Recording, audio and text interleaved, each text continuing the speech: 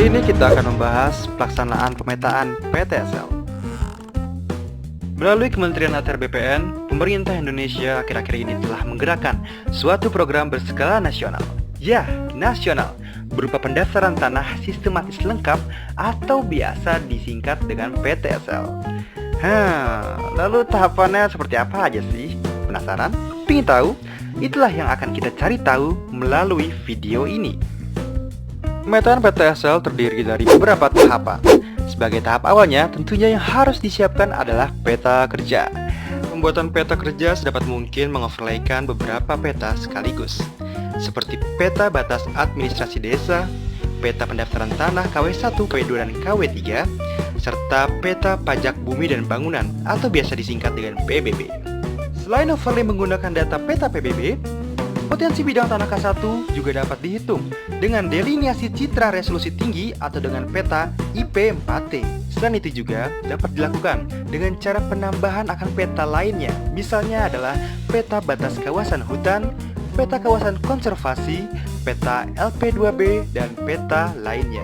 Hasil dari inventarisasi buku tanah dan surat ukur, didapatkan jumlah bidang tanah potensi K4, KW4, KW5, dan KW6. Peningkatan kualitas bidang tanah KW2 dan KW3 menjadi KW1. Reposisi bidang tanah terpetakan. Entry data tekstual. Plotting studio bidang tanah K4. Pelaksanaan pengukuran dan pemetaan bidang tanah K1 bersamaan dengan pengecekan bidang tanah K4 di lapangan. Ditemukan bidang tanah potensi K4 di lapangan. Pengukuran bidang tanah potensi K1. Ditemukan bidang tanah potensi K4 di lapangan. Ditemukan bidang tanah K4 baru di lapangan. Bidang tanah potensi K4 yang tidak ditemukan di lapangan akan diblokir secara internal.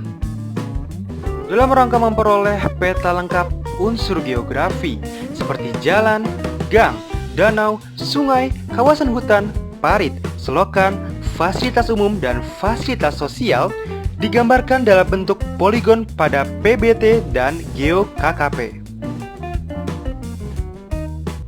Bidang tanah no-name atau tidak ada petunjuk batas di lapangan yang terpetakan dari hasil ukuran bidang tanah berbatasan diberikan nomor induk sementara atau NIS.